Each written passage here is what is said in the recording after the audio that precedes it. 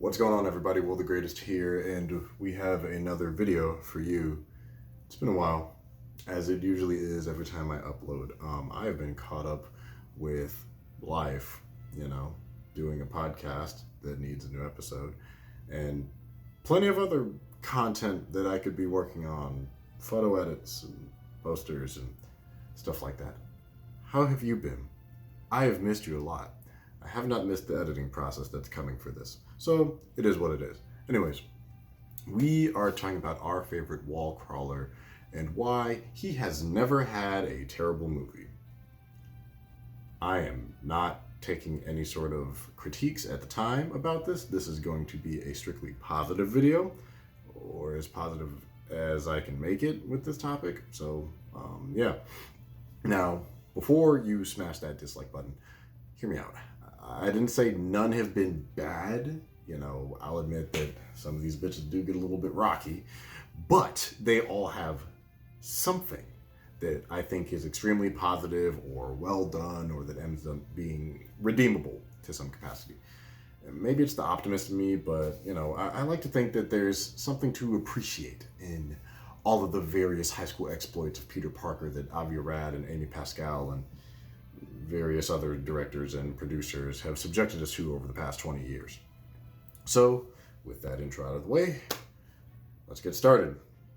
With, actually, one more thing. Don't forget to like, comment, subscribe, and hit the bell so that you can be notified when I drop new content. All right, now that that's out of the way, we got a shit ton of movies to get through, so let's go ahead and get on with it.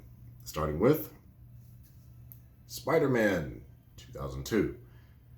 All right, so as much as I want to, and certainly would be obnoxiously critical of these movies, I actually am a pretty big Sam Raimi fan. And yeah, like most millennials with crippling student loan debt and a non-livable wage, I grew up with Toby Mcguire as that incarnation of Spidey, which, all things considered, the movie does a fantastic job at capturing the spirit of the original Lee and Kirby story in various capacities, especially in the realm of just tone and atmosphere of it being almost like a timeless version of New York.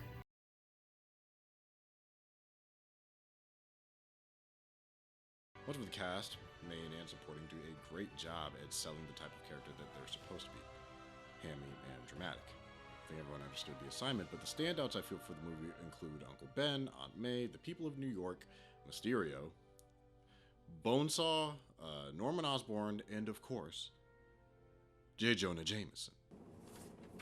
Tomorrow morning, Spider-Man page 1 with a decent picture this time. Can't get a picture. I've had Eddie on it for weeks. Nobody ever gets more than a glimpse of him. What, is he shy? We can get a picture of Julia Roberts in a thong. We can certainly get a picture of this schmuck. Put an ad on the front page. Cash money for a picture of Spider-Man. He doesn't want to be famous? Well, then I'll make him infamous. Also, the action and cinematography is really creative and sometimes just super fucking brutal, which I think is a great dichotomy.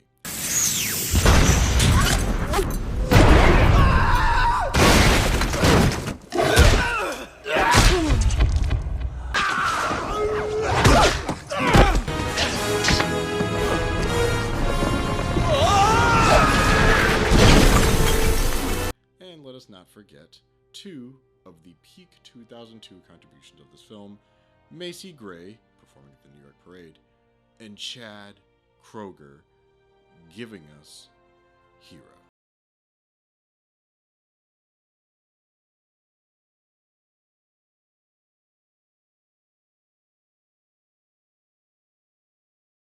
Overall, the movie holds up very well, even with a critical eye to it. It's straightforward and can work as a start and finish independent project. But it isn't.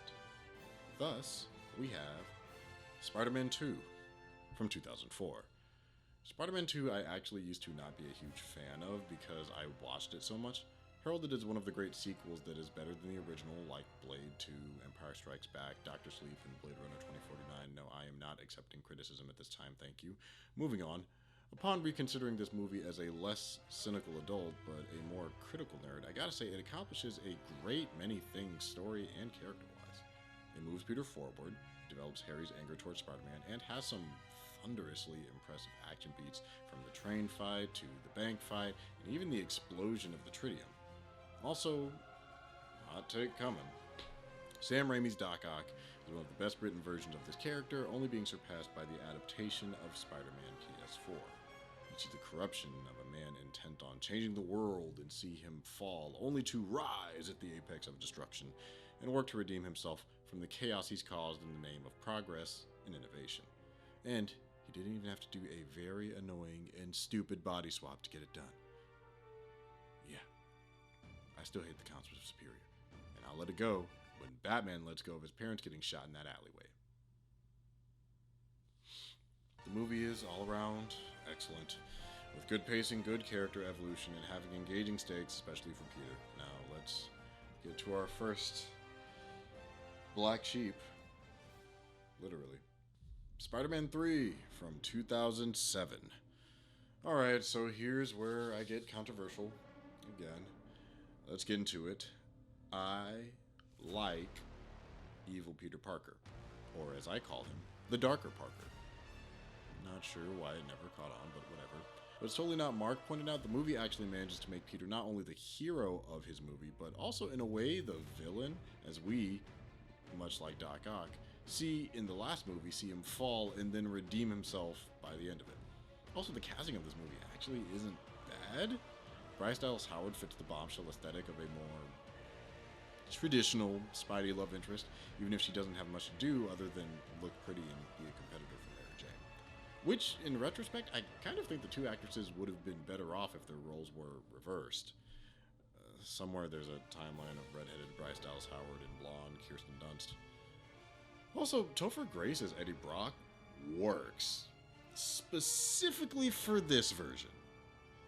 For this type of Peter Parker that this movie is going for, which is a much more old school, 60s stylish, campier Spider-Man. It makes sense that Eddie Brock is less Tom Hardy and more of a fair parallel to Toby Mcguire. And who better to fight the former frat pack member than the lead from that 70s show? Seriously, both of them are just geeky bullies, whereas Raimi's Peter has evolved and continues to mature while still wanting to be a little bit selfish. Raimi's Brock never ends up getting that full redemption and, to a greater extent, development that he really could have benefited from. And, of course, I'd be remiss if I didn't bring up the absolutely stunning visual effects on the Birth of the Sandman sequence, which is a masterclass, I would say, in combining both visual effects with storytelling and tone, as we see on the screen not only the willpower of Flint motivating him, but also kind of get to see how its power functions. Where traditionally in the comics he has kind of this lead granule of sand that controls all of the other sand sediments. Then he gets fucking brutalized by so far our first and only live action adaptation of the black-suited Spider-Man, which, all things considered, is a simple yet great take on the costume, and also gave us a pretty damn good-looking Venom as a result. I just wish that we got to see him with his full head on more, because the Venom design here is pretty cool, and his origins aren't that far off from the comic, if I remember. And you know what? Fuck it. I like the dancing sequences. Yes, both of them. They show a significant personality shift to Peter being a lot more outwardly confident in himself, much like how he was when he originally started as Spidey. It's a very loud way of showing character regression to illustrate later why these attributes are being shown, taken to an unhealthy extreme. And yeah, fine, I'll bring it up. Toby Mcguire works very well as Peter Parker throughout these movies, which is the case of me attributing that more to his acting talent than to the writing. He plays Peter as a lot more of a nerdy in demeanor type of guy. And so when he does or says things out of character, they do stand out given how kind of meek and unassuming he is in a general sense. Kind of like the dichotomy between Clark Kent and Superman. I would keep my thoughts about his Spider-Man for a separate video. So yeah, Raimi's Spider-Man has some issues in the trilogy, but it has a lot of good too. Now, on to one of my personal favorites. The Amazing Spider-Man, 2012. Alright, so after the cancellation of Spider-Man 4, which we were actually robbed of, I agree, we were gifted with a movie that is very near and dear to me. If Tobey Maguire was the Spidey I grew up with, Andrew Garfield was the one that I related to directly. Despite him being halfway to 30 and playing half that age, what the first web movie did right, I think did set a standard that in some ways both Raimi and the MCU have not fully succeeded in some regards. Firstly, this adaptation of Peter Parker and Spidey I think is great because I believe the dichotomy of the two is a lot more in line with the comics than the previous one. Also, the contemporary adaptation of Peter from a bullied nerd to a rebellious, nerdy, bullied outcast I think is very appropriate for the time. The traditional image of a bully, I think, was moving away from how they looked from, let's say, the 80s to the early 2000s. Yeah, people got teased for being different, but in a post-Iron Man world, being a nerd was starting to come more into fashion. So intellect wasn't seen as a reason to be mocked. Being a fucking baggy clothes-wearing, friendless shut-in was. And those are the components I think a lot of people miss because they get caught up in the image of Peter trying to be cool with his skateboard. I never read him as a try-hard cool, I always read him as just a lonely loner, trying to free his mind at night, or whatever Kid Cudi was saying. That pointed out, it makes him being more confident stand out tremendously when he has the mask on as Spidey. He seems almost fearless. He goes from the quiet, smart, sneaky kid to this loud, abrasive, cocky, New York asshole in a homemade basketball suit. Fuck your life! Bing bong! Who are you? No one seems to grasp the concept of the mask. Speaking of the suit, although I now am a fan of the suit, initially when it and the movie were announced, I hated it. But for some reason, it really grew on me. I think because it kind of worked with the more realistic tone of the movie, and having made my own Spider-Man costume, again, I can definitely relate. Other positives from the movie too are the supporting cast. The chemistry between Emma Stone and Andrew is undeniable, electric even, and still the benchmark for Spidey films in terms of on-screen love interest. Dennis Leary as Captain Stacy I think does a good job as a more physical opposition to Spidey outside of Rhys Ifans. Rhys? Is it Rhys? Reese? Reese? Is it Reese? Someone tell me how to say his name. I've heard it only once before. Rhys Ifans. Rhys Ifans.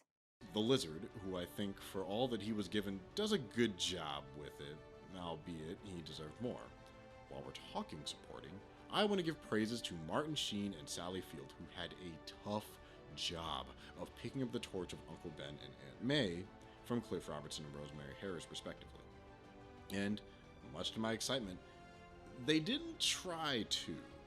Keeping with the tone of the movie, rather than making these kind of pillars of morality and heart, they just seemed like two people trying to raise a teen that they really didn't understand.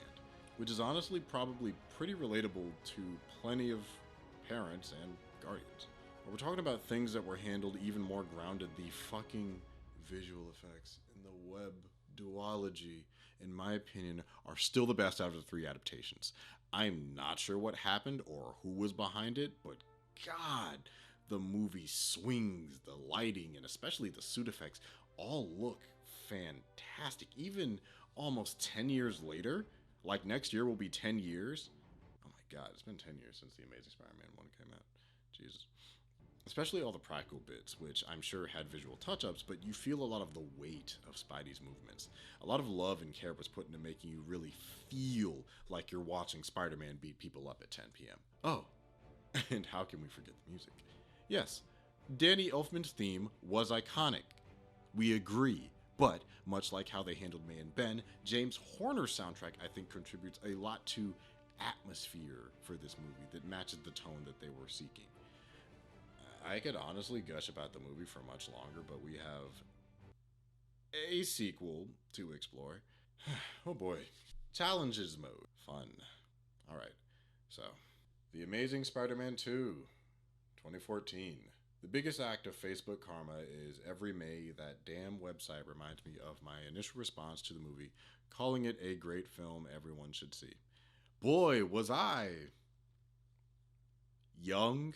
Anyways, what works in this movie? Well, again, the effects and swinging are still the best in the franchise. Electro, for all intents and purposes, doesn't look that bad because I can clearly tell he's inspired more so from the Ultimates version than classic Electro. A running trend for these movies. You know what? I I want to give props to Dane DeHaan. Again, much like Eddie Brock in Spidey 3, I think Dane plays a really good Harry for this version of Peter. As Peter is a former loner who grew into his awkward confidence, I think having Harry as a more modern version of this spoiled rich kid who may be so entitled to having things go his way, he goes to extremes to make it happen. I also think the two just had really good on-screen chemistry, and I'm disappointed that they rushed Harry's transition into the Goblin so fast, when they could have let the two kind of breathe, to reconnect, to make this inevitable downfall much more impactful to us as an audience. Speaking of falling down, I don't care what anyone says. Call it rushed, call it obvious, call it unearned, but the execution of the death of Gwen Stacy in this movie is an element that I still think works fantastically. The music, the way it's shot, Andrew's acting, oh my god. Yes, even the little web hand, I think they all work well with one another. The scene was one of the first times I had ever really teared up in a movie. Do not mock me for that. But I was so invested in the performances from these actors, from the way it's shot, from the way that it was lit, from the way that they handled it. Yeah, I felt something. I was invested not just in the character, but also in the relationship that Gwen had with Peter. Other things that worked in this, building off of where James Horner started, getting Hans frickin' Zimmer on the soundtrack was a legendary move. If James made music that was inspirational yet grounded, Hans made music that was bombastic, especially when it comes to the theme for Spidey. And of course, if I bring up this movie, I can't ignore the suit.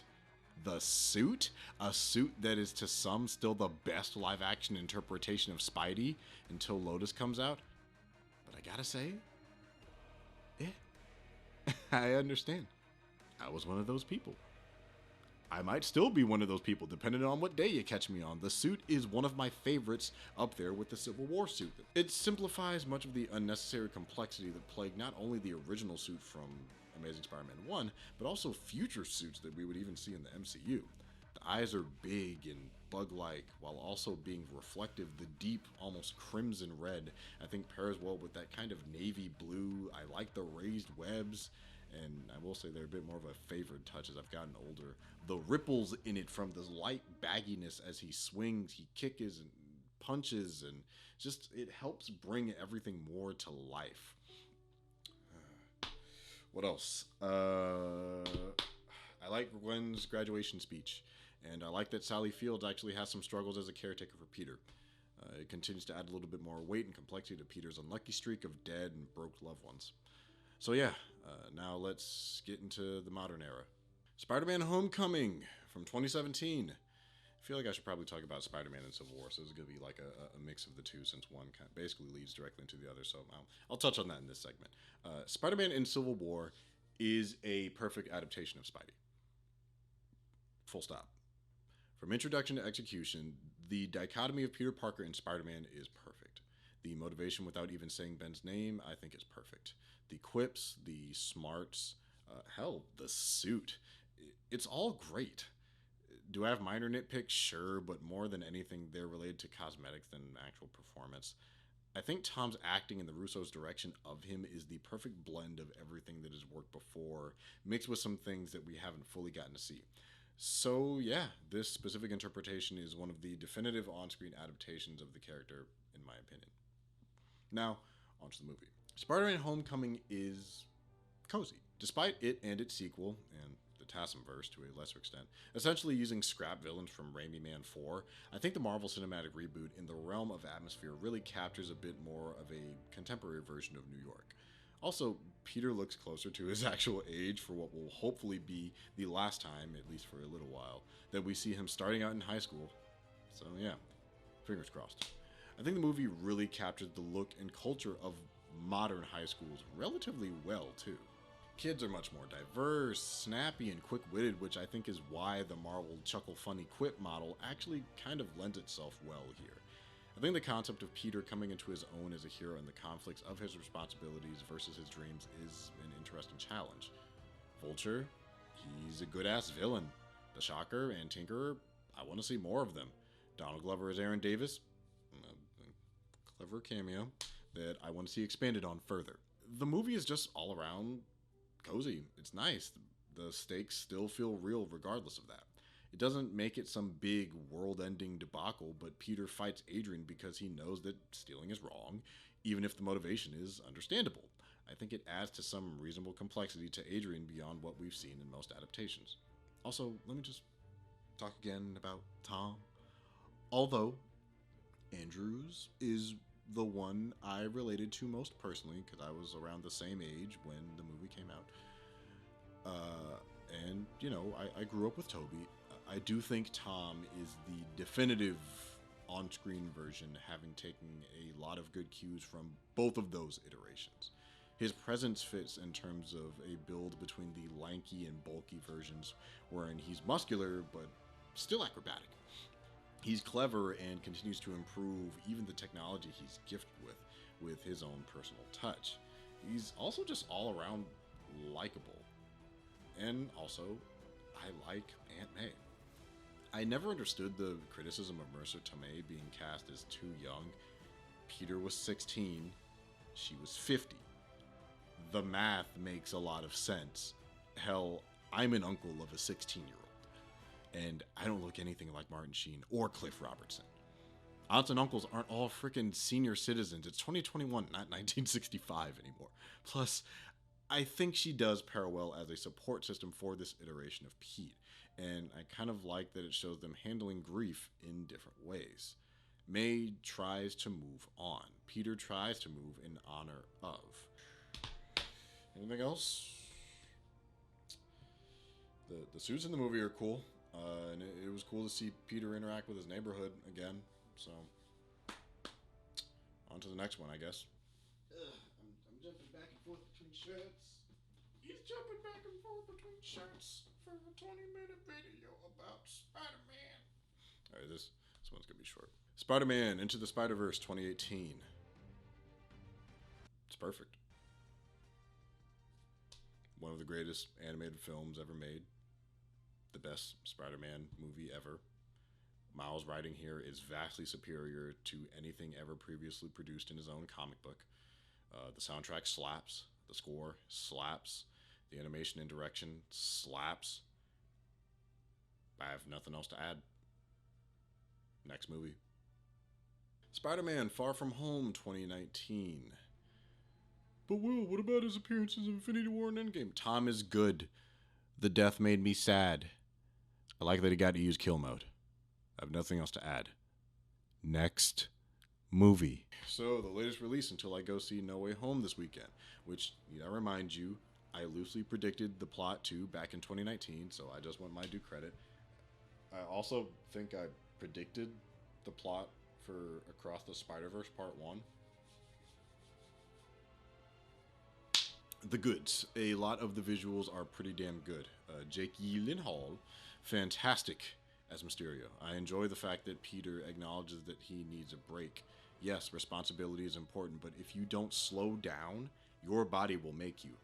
Also, he died and was gone for like 5 years. So, I think, you come back to life immediately thrown into a fight with frickin' purple gauntlet Grimace trying to destroy everything again.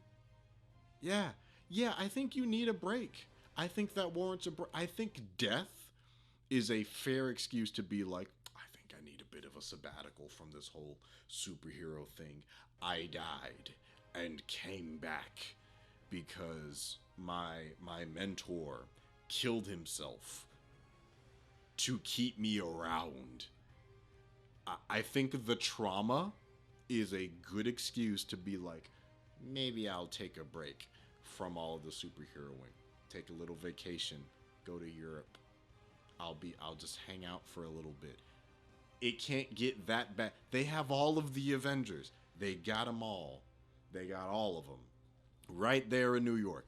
They got the Daredevil. They got the Iron Fist. They got Power Man, Jewel. They got all the Defenders of New York. They'll be okay for a couple weeks while I take a vacation. Because God knows I need it. I enjoy the chemistry between Tom and Zendaya. My feelings towards the adaptation aside, I think they play pretty well together. Even if they aren't my favorite, they still naturally work for the more contemporary setting. I really like how brutal Quentin can be to Peter, all for the sake of revenge against Tony. I like that we get to see Peter make his own suit, and that we see the suit embrace a lot more of the red and black origins, like Amazing Fantasy 15 has. Again, I have my critiques and nitpicks, but a lot of this movie works for me, or is a carryover of the positives from the first movie. I think the only other point is that this movie has one of the best literal WTF moments, topping that of even the previous home film. So, yeah. It's a good sequel. It's a good movie. All of these movies have some really good shit in them. That's why he's the best. Even his worst movie has some redeeming factors, and I can't wait to see how they finished out in No Way Home. If you like this video, I'd like to know in the comments down below what's one of your favorite Spider-Man movie moments. Don't forget to like, comment, subscribe, hit that notification bell so you can know when I upload new content. And also don't forget to check out my podcast, The Ed Podcast, where we talk all things art, culture, and entertainment, but more specifically pop culture entertainment. Man, that's a mouthful, but listen to my podcast. I probably end up producing a little bit more of that than I end up, producing for here, but I'm still here. I'm still standing. I'm still strong. Anyways, that's been me. I'm Will the Greatest. And please be great to one another. I will see you in the future. Probably talking about something else.